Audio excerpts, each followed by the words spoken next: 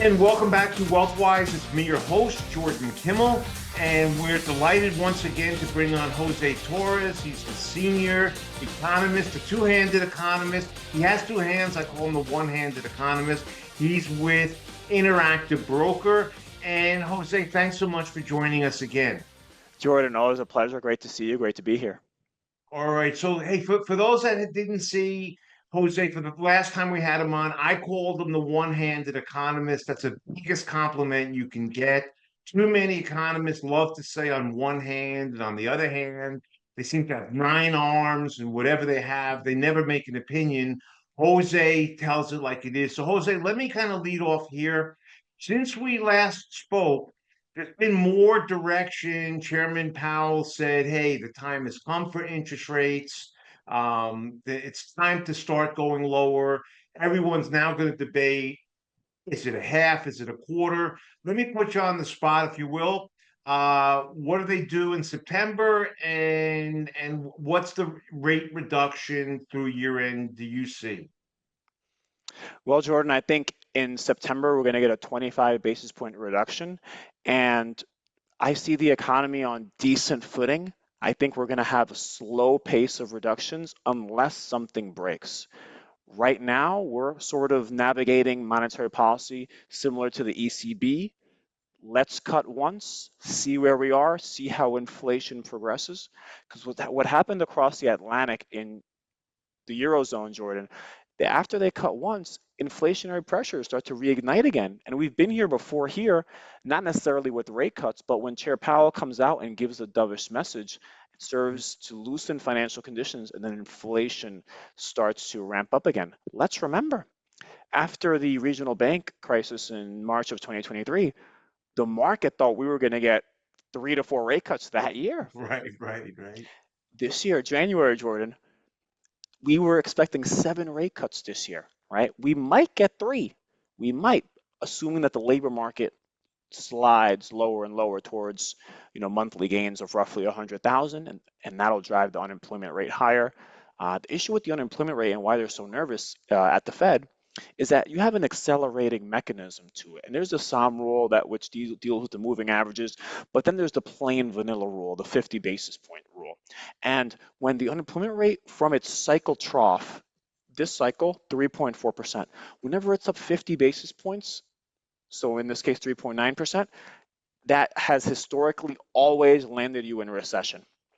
We are 100 basis points over, right? So that unemployment rate has the accelerating mechanism. A little economics 101 really quick. Folks get laid off, their spending clout diminishes, corporate revenues all of a sudden are under pressure. Now they have to sort of lay folks off, and then sort of the cycle goes on and on and on, right? And the hope is with monetary policy that the Fed can start cutting and really thread that needle perfectly so that we're at a more accommodative monetary policy when those developments start to happen. So it's really a tough needle to thread and a tough path to walk. Final point here, the Fed is walking down the monetary policy stairs. They're going to end up between the third and fourth story. Market bulls, that's what you want. As a bullish investor, you want the Fed to go down really slow vertically.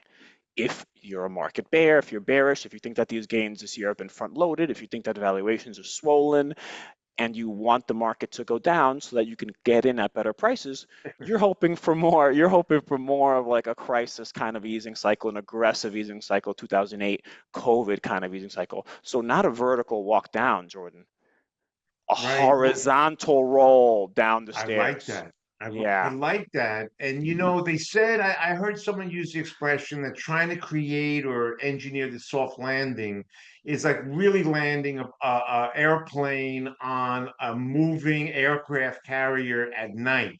It's really hard to do. But to credit, as you say, they're bleeding off the balance sheet. They said 2 trillion came off. And that is a little, tightening in its own little way. Uh, the government spending is maybe the biggest problem that I see. But what's interesting to me, and you brought up the job, so let me bring this up, and we can only work with the figures we get, right? When they went ahead and revised the the employment numbers down over 800,000 and said, hey, then we didn't create 3 million, we created 2 million jobs. I mean, how are we supposed to behave when the numbers maybe, get revised that hard? Yeah, so I guess, the easy answer to that question is, to just look at the buffet of data, right? You got to look at everything. It just so happens, though, that your point is very well taken because that's the number that folks historically have focused on the most, right? The payrolls. But now, it's 2024. We have a lot of other numbers. We have the ADP survey. We have ISM Services, ISM Manufacturing, S&P Global, which used to be IHS Market Purchasing Managers Indices. We have the Beige Book. We have the Fed Regional Surveys. So it's really about looking at everything. And then also we have the unemployment claims, that come out every week as well. So that really helps. Overall, I think, looking at the whole picture, and the whole picture is certainly decelerating, right? Right.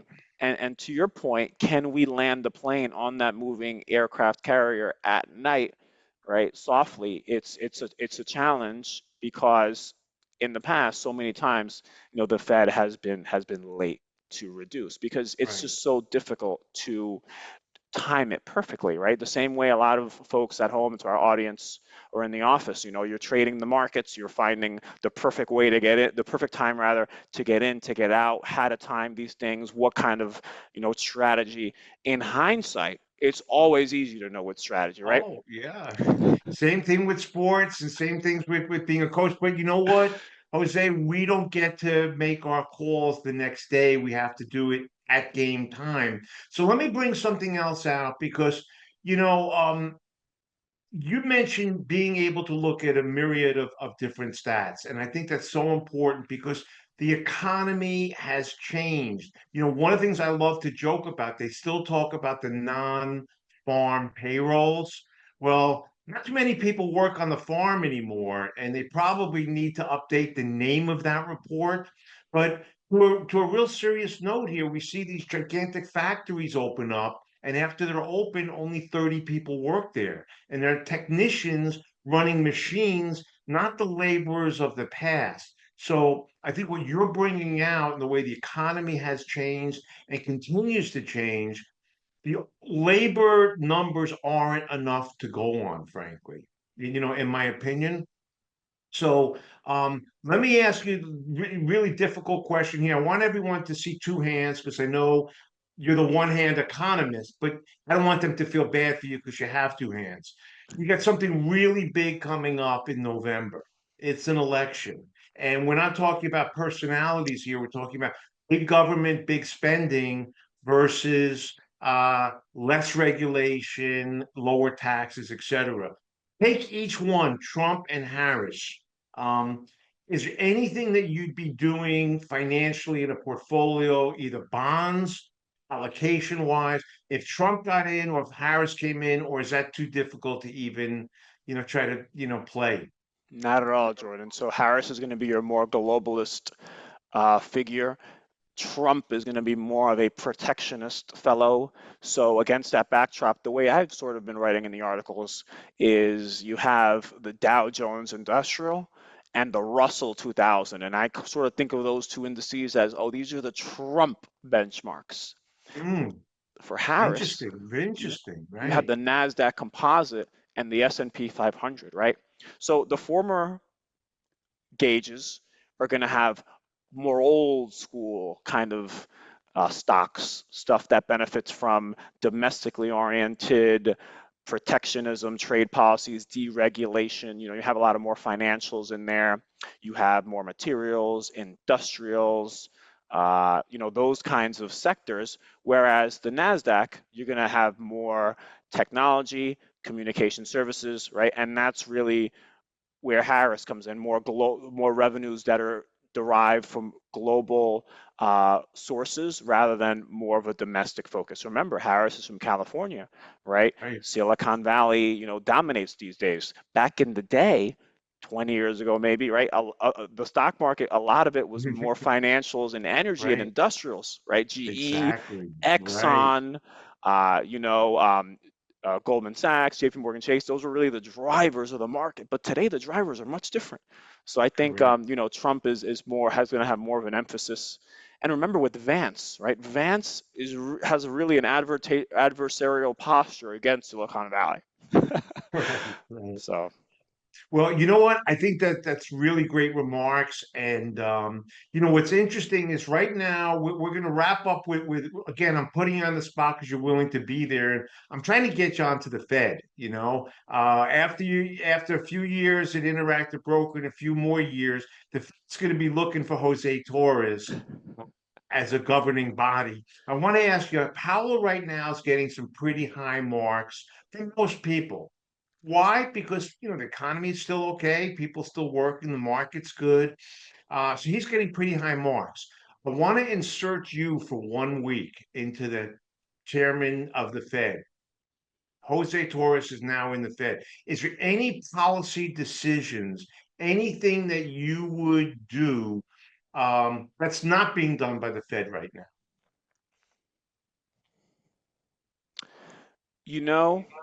I think cutting 25 in September is a good move. I think reducing the balance sheet at the same rate that it was being reduced at prior, that Okay. 95 billion per month, I think that was better. I thought going down to 60 wasn't the move because we're still way above pre-pandemic levels. Not that we need to go back there, but we still need to restrain the liquidity in the economy, and we need to go back, Jordan, to more market forces, right? We need to move into that direction.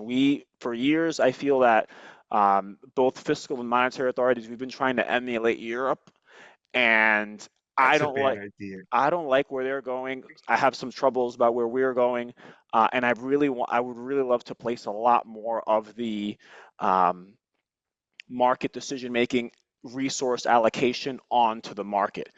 You open the door for me to talk about the yield curve, if I may. Please. So we saw during the Japan carry trade event back in August 5th that the 2 and 10-year yields met, and we had really, a crisis kind of day. And today, we're seeing those yields are only apart by 3 basis points. The 2 years at 386, the 10 years at 383. We have NVIDIA earnings this evening. We're taping this on August 28th. Yep. I think that, that's going to spell some trouble for equity markets.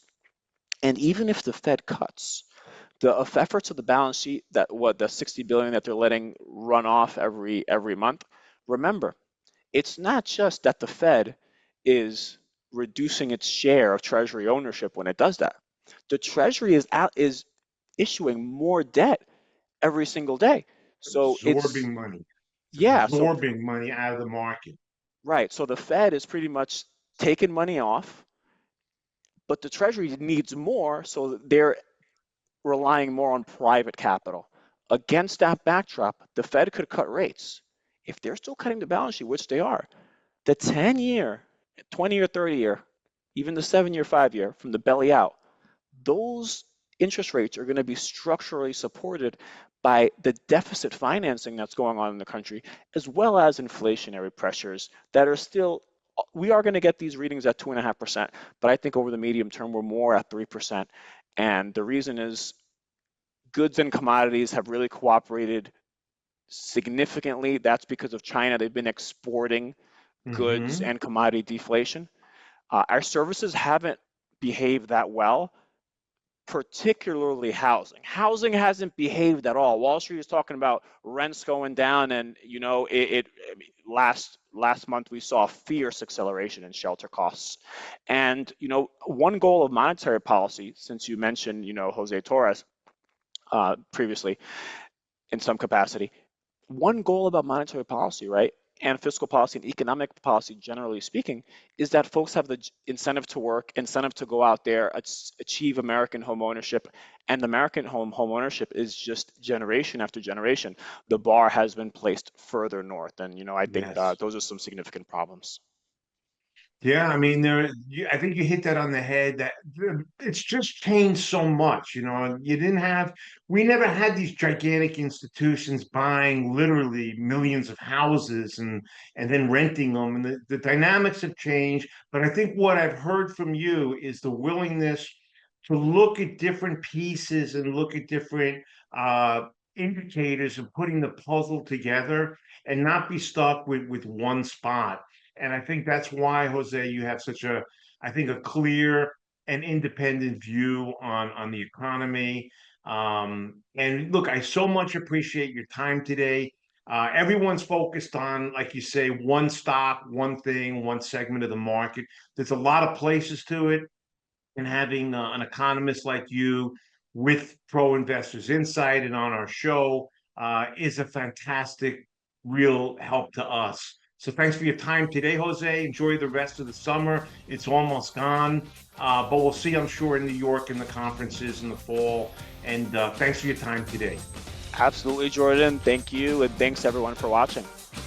All righty. And folks, we'll take a quick break here right now. We'll be back with more WealthWise right after a real quick break.